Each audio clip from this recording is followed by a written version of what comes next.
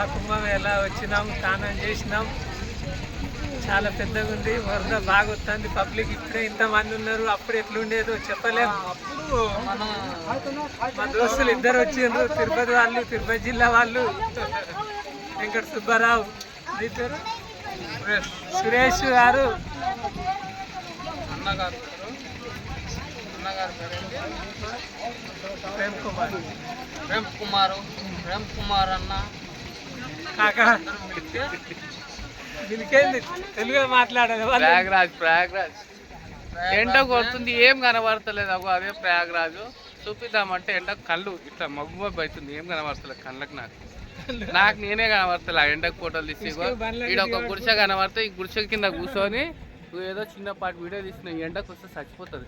ఎండాకాలం ఇక్కడ రాకుండా, వానకాలం రాదు. వానలు దర్శనం ఏం కాదు, ఎండాకాలం అయితే అస్సలు రాకూడదు.